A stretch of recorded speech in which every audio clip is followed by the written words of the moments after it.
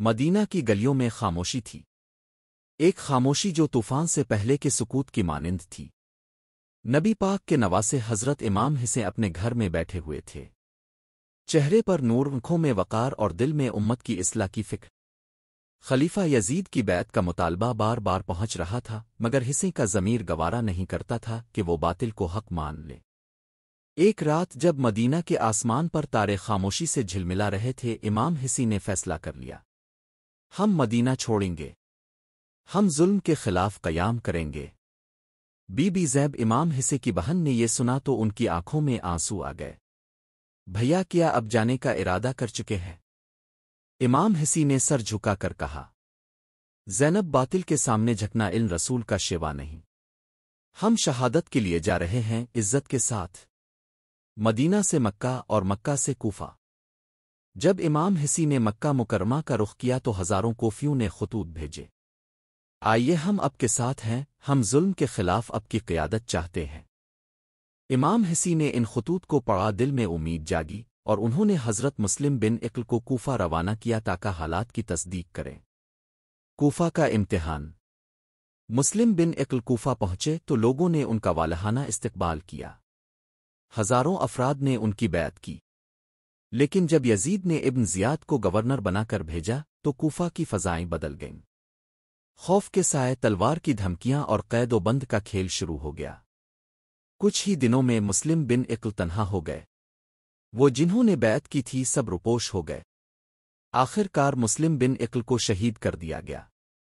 ان کی آخری وصیت تھی حسین کو کوفہ نہ آنے دینا، لیکن تب تک امام حسین کو کوفے کی اصل صورتحال معلوم نہ تھی۔ وہ اہل بیت کے ساتھ روانہ ہو چکے تھے۔ کربلا کا میدان۔ جب امام حسین کی جماعت کربلا کے میدان میں پہنچی تو ان کے قافلے کو روکا گیا۔ حر بن یزید نے سپاہیوں کے ساتھ ان کا راستہ روکا، مگر امام حسین نے بڑے تحمل سے بات کی، ہم لڑنے نہیں آئے، ہم تو بلائے گئے تھے۔ ہر کی آنکھوں میں شرمندگی آ گئی، مگر انہیں حکم کی تعمیل کرنی تھی۔ دریائے فرات بند کر دیا گیا۔ کربلا میں قیامت کی گرمی تھی، بچوں کے ہونٹوں پر پپڑا ہے، بی بوہے کی آنکھوں میں پیاس کی چمک اور ننھے علی اصغر کی ہچکیاں۔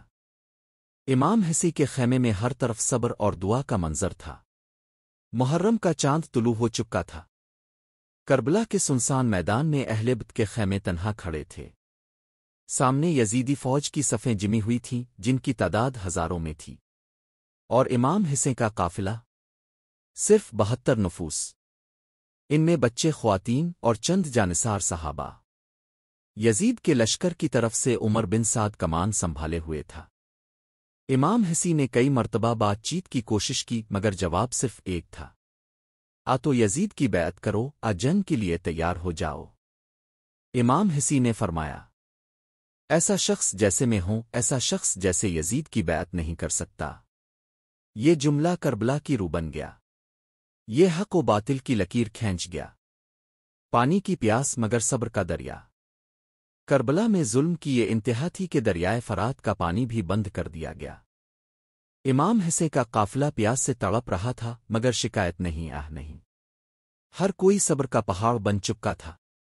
حضرت عباس جو سقوا کہلاتے تھے، روز دریا کی طرف جاتے، مشکیزیں بھرنے کی کوشش کرتے، مگر یزیدی لشکر روک لیتا۔ ایک دن بی بی سکینہ نے ہلکی سی آواز میں پوچھا، چچا، کیا آپ ہمیں پانی لا سکتے ہیں؟ عباس کی آنکھیں بھر آئیں، تلوار سنبھالی، گھوڑے پر سوار ہوئے اور فرات کی طرف بڑھے۔ شبان حضرت علی اکبر۔ محرم کی راتیں گزر رہی تھیں۔ امام حسین نے اپنے بیٹے علی اکبر سے فرمایا، بیٹا، کل جنگ کا دن ہے، تمہیں تیاری کرنی ہوگی۔ علی اکبر نے کہا، بابا، کیا ہم حق پر نہیں؟ حسین نے فرمایا، بے شک بیٹا، ہم حق پر ہیں۔ تو علی اکبر نے کہا، پھر ہمیں موت سے ڈرنے کی ضرورت نہیں۔ یہ الفاظ امام حسین کے دل کو سکون دینے والے تھے، مگر آنکھوں سے آنسو بہہ رہے تھے۔ شبن عاشور، آخری رات، 9 محرم کی رات، امام حسین نے سب ساتھیوں کو جمع کیا اور کہا، اگر تم چاہو تو رات کی تاریکی میں چلے جاؤ، دشمن مجھ سے ہے، تم سے نہیں۔ مگر سب نے یک زبان ہو کر کہا، آہسی اب کے بغیر زندگی بے معنی ہے، ہم اب پر قربان ہیں۔ یہ وہ رات تھی جو سجدوں دعاؤں قرآن خوانی اور اللہ کے ذکر میں گزری۔ 10 محرم الحرام 61 ہجری۔ کربلا کی زمین پر سورج طلوع ہوا مگر روشنی نہیں، اندھیرے کا پیغام لایا۔ اہل بیت کے خیموں میں سکون کی جگہ ایک غیرمرئی اضطراب تھا۔ سب نے رات بھر عبادت کی تھی، اب وقت آ گیا تھا کہ وہ قربانی دیں جو قیامت تک اسلام کی روح بن جائے گی۔ امام حسی نے صبح کی نماز باجماعت پڑھائی، اس کے بعد لشکر کو ترتیب دیا۔ خیموں کے پیچھے رسیوں سے اونٹ باندھ دیے گئے تاکہ دشمن پیچھے سے حملہ نہ کر سکے۔ خیموں کے ارد گرد خندق کھود کر آگ روشن کی گئی۔ امام حسی کی فوج فقط 72 افراد پر مشتمل تھی، ان میں نوجوان، بزرگ، بچے اور خواتین کے محافظ موجود تھے، جبکہ یزیدی فوج کا لشکر 30,000 سے زائد سپاہیوں پر مشتمل تھا۔ پہلا حملہ حق و باطل کی ٹکر۔ جنگ کا آغاز حر بن یزید را کی توبہ سے ہوا۔ وہی ہر جو پہلے امام حسین کا راستہ روکنے آئے تھے اب سچائی کی روشنی پا چکے تھے۔ ہر دوڑتے ہوئے امام کے پاس آئے، آنکھوں میں ندامت تھی۔ آہسی، کیا میرے لیے توبہ کا دروازہ کھلا ہے؟ امام حسی نے فرمایا، ہرتاو آزاد ہے، تیری ماں نے صحیح نام رکھا تھا۔ ہر نے دشمن پر پہلا حملہ کیا اور لڑتے ہوئے شہید ہو گئے۔ وہ پہلا خون تھا جو حسی کی راہ میں بہا مگر قیامت تک کے لیے ایمان کی دلیل بن گیا۔ حضرت علی اکبر کی قربانی۔ پھر امام حسین کے نوجوان بیٹے حضرت علی اکبر میدان میں اترے۔ ان کی شکل و شباہت رسول اللہ سے مشابہ تھی، دشمن کے دل کانپ گئے۔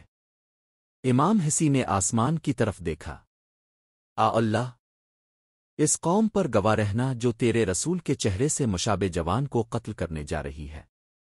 علی اکبر نے شجاعت کے جوہر دکھائے، کئی دشمنوں کو جہنم واصل کیا مگر آخر کار ایک ظالم نیزہ لے کر آگے بڑھا اور سینے پر وار کیا۔ علی اکبر گھوڑے سے زمین پر گرے۔ بابا، السلام علیک آ ابا۔ امام حسین بھاگتے ہوئے پہنچے، بیٹے کے جسم کو گود میں لیا۔ بیٹا، دنیا تیرے بعد سنسان ہو گئی۔ پہنچے، مشکیزہ بھرا مگر پانی